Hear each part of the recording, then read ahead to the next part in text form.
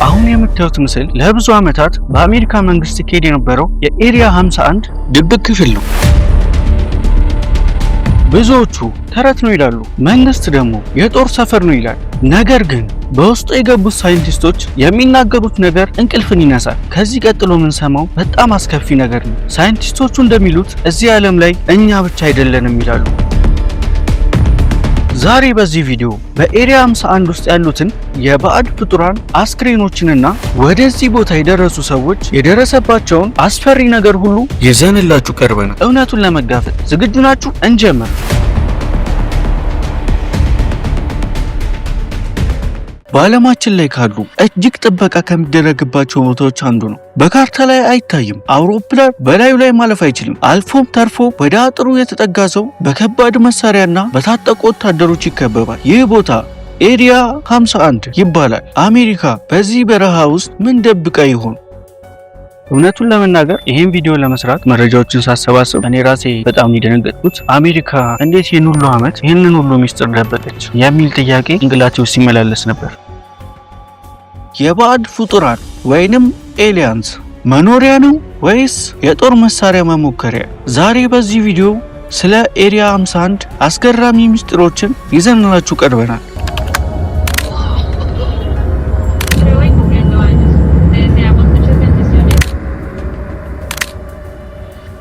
What's going on up there could be the most important event in history. You're talking about physical contact and proof from another system, another planet, another intelligence. That's got to be the biggest event in history, period.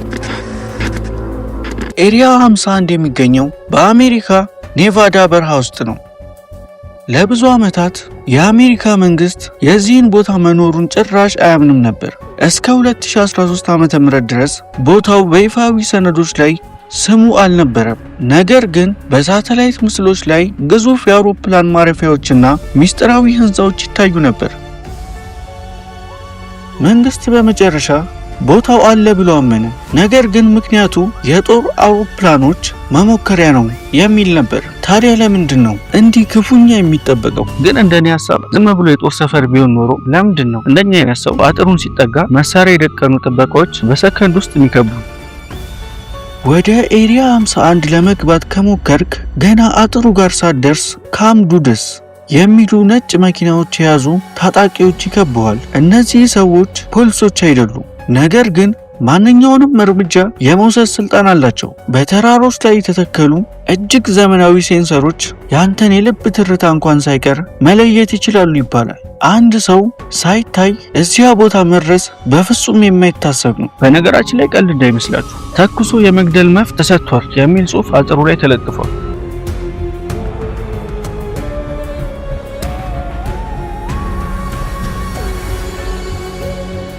ሰውን በጣም የሚያስገርመው ግን ስለ ባዕድ ፍጡራን ወይንም ኤሊያንስ የሚወራው ወሬ ነው።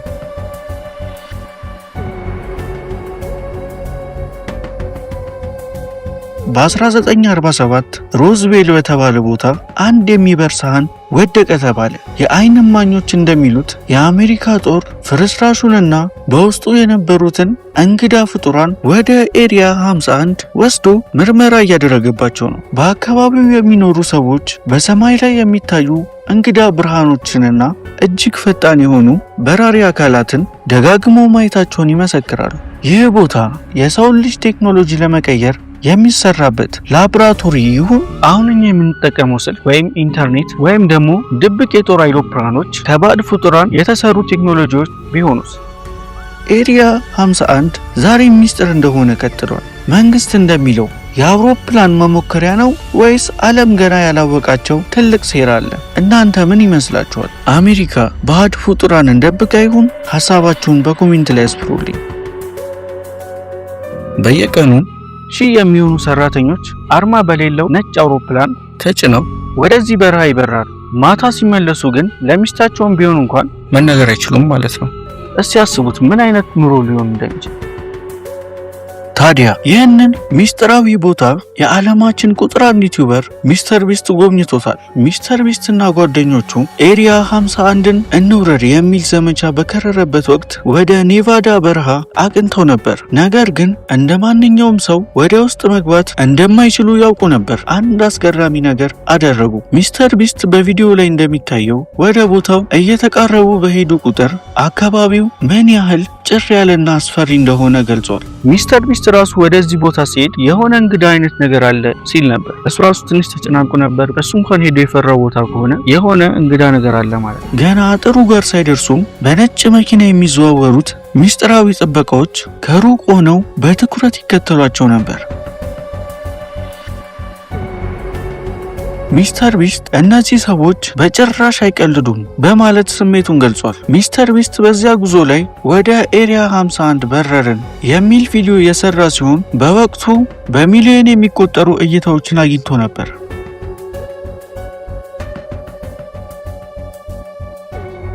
ሚስተር ቢስት ከጉዞ በኋላ እንደተናገረው ቦታው ላይ ያለው ድባብ እጅግ እንግዳ ነው። መንግስት እዚህ ቦታ የሆነ ነገር እየደበቀ እንደሆነ ጥርጥር የለውም የሚል ስሜት እንደፈጠረበት ለተከታዮቹ አጋርቷል። ዩቲዩበሮች ደፍረው ለመግባት ቢያስቡ እንኳን መጨረሻቸው ምን እንደሆነ ታውቃላችሁ መቼስ። እንደውም ቆይ ላሳያችሁ። ዴቪድ ግሩሽ የቅርብ ጊዜ አስደንጋጭ ምስክር። If you believe we have crashed craft, stated earlier, do we have the bodies of the pilots who piloted this craft? As I've stated publicly already in my News Nation interview, biologics came with some of these recoveries. Yeah. ይህ ሰው በ2023 ዓ.ም እንደ አውሮፓውያን አቆጣጠር በአሜሪካ ኮንግረስ ፊት ቀርቦ በመሃል የሰጠው ምስክርነት ዓለምን አነጋግሯል። ይሄ ሰውዬ በ1989 ቲቪ ላይ ወጥቶ ይሄን ነገር ሲናገር ዓለም ሁሉ አብዷል እንዴ ነበር ያስባሉ። ግን አሁን ላይ እየወጡ ያሉ መረጃዎች እሱን እውነት ነው የተናገረው እያስባሉት ነው። እስቲ ስሙት ይሄን ቪዲዮ። Were they, I guess, human or non-human biologics? Non-human, and that was the assessment of people with direct knowledge on the program I talked to that are currently still on the program. የአሜሪካ መንግስት የሰው ልጅ ያልሰራቸው የበረራ ሳህኖችና የባዕድ ፍጡራን አስክሬኖች በእጅ ይገኛሉ ብሏል። አስፈሪው ነገር ይህ ሰው ከፍተኛ የደህንነት ባለስልጣን የነበረ በመሆኑ ንግግሩ እንደ ተረት ሳይሆን እንደ ትልቅ የመንግስት ሚስጥር ነው የታየው። ዴቪድ ፍራቮር የጦር አውሮፕላን አብራሪ። ይህ ሰው በ2004 ዓ.ም ያጋጠመውን ክስተት በቪዲዮ ጭምር አስደግፎ አቅርቧል።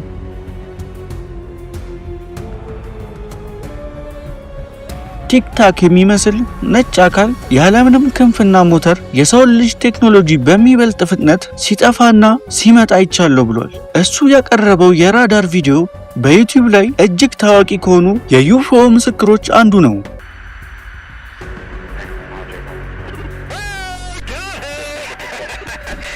ቢል ውሃውዝ መሐንዲስ።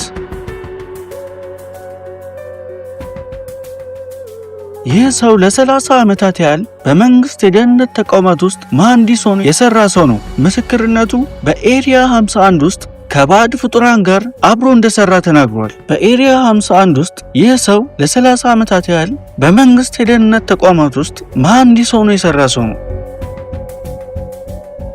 በኤሪያ 51 ውስጥ ከባዕድ ፍጡራን ጋር አብሮ እንደሰራ ተናግሯል። በተለይ ጂሮግ የሚል ስም ከሰጡ የባዕድ ፍጡር ጋር በመሆን የበረራ ሳህኖችን ቴክኖሎጂ ለሰው ልጅ በሚሆን መልኩ ለመቀየር ሲሰሩ እንደነበር ገልጿል። ቦይድ ቡሽማን ሳይንቲስት።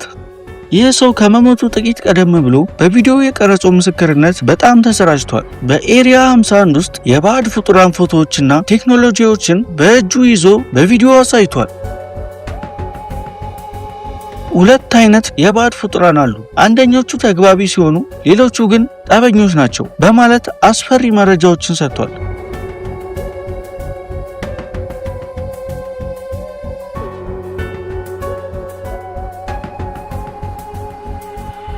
ዳን በርሽ ማይክሮባዮሎጂስት። ይህ ሰው በኤሪያ 51 ውስጥ ባዮሎጂስት ሆኖ ተቀጥሮ እንደነበር ይናገራል። የባዕድ ፍጡራንን የሰውነት ሴል የመመርመር ኃላፊነት እንደነበረው ገልጿል። እሱ እንደሚለው እነዚህ ፍጡራን ከሌላ ፕላኔት የመጡ ሳይሆን ከወደፊት ዘመን የመጡ የሰው ልጆች ወይንም ታይም ትራቨልስ ናቸው የሚል አስገራሚ መላምት አቅርቧል። ለማንኛውም የቪዲዮ እንዲደርስ ላይክ ማድረግ እንዳይረሳ። በቀጣይ ምን አይነት ሚስጥራዊ ቦታ አለ ኮሜንት ላይ አስቀምጡልኝ። ሰብስክራይብ ማድረግ እንዳይረሳ። በሌላ ቪዲዮ እስከምንገናኝ ድረስ መልካም ቆይታ።